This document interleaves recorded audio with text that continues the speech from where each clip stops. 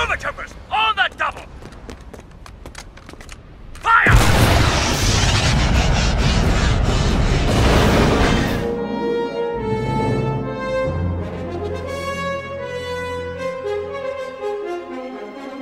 Hey guys, this is Luke from the Scoundrels Cantina, and welcome to another video. In this video, I'll be going over all Star Wars Episode 2 Attack of the Clones clone trooper types and variants. This is a bit of a different trooper list, because there aren't really any specific types of troopers in Star Wars Episode 2, but simply clone troopers with different ranks, with the exception being the pilots. Anyway, let's begin.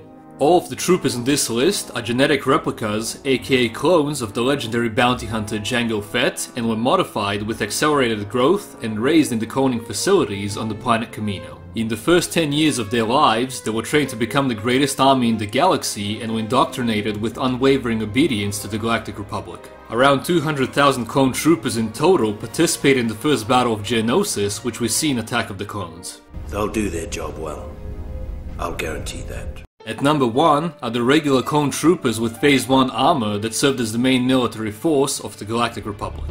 Their Generation 1 armor was loosely based on Jango Fett's Mandalorian Shock Trooper armor, the most notable feature being the helmet's T-shaped visor. Their full uniforms consisted of 20 plastoid armor plates that were attached to a black body glove. The non-specialized clone troopers' primary weapons were the DC-15A blaster rifle and the DC-15S blaster carbine. They carried a number of grenade types and were equipped with everything they needed at almost all times. In the early stages of the Clone Wars, they wore plain white armor, but would eventually paint their armor to distinguish their corps, legions, battalions, or other military groups. Almost all the information about the regular white clone troopers apply for the rest of the troopers in this list. At number 2, we have the Phase 1 clone trooper pilots who were randomly picked from the clone army to become pilots as well as technicians. As the name states, they piloted a wide variety of vehicles throughout the Clone Wars, although mostly starfighters and troop transports, our favorite being the LE-AT Republic gunship.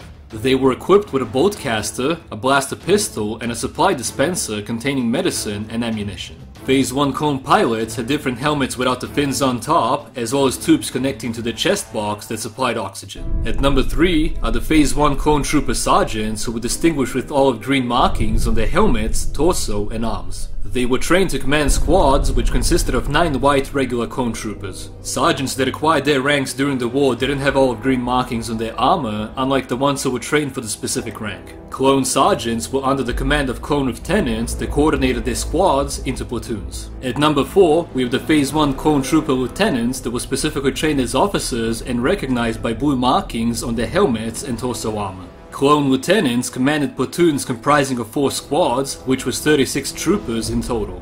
They often reported to the respective clone trooper captains as well as higher ranking officers. At number 5 are the Phase 1 clone trooper captains who were a specialized clone trooper type, bred on Kamino as battlefield officers and special missions operatives.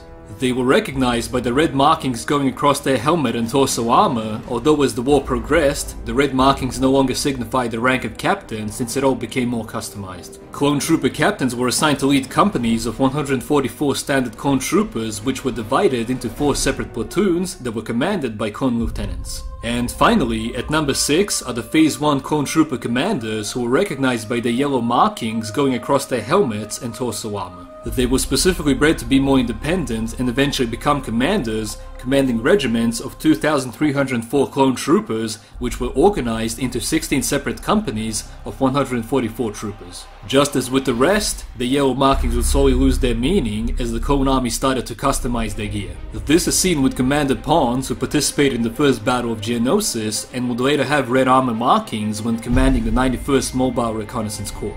Anyway guys, this is it on the video, and we hope you all enjoyed it and learned something new about the vast galaxy of Star Wars. If you want to watch more videos like this one, the link to the playlist of our other Star Wars stories and videos will be in the description down below. Also, if you want to support this channel, hit that subscribe button for even more videos like this one, and remember guys, God is awesome, may the Force be with you always, and we'll see you in another video.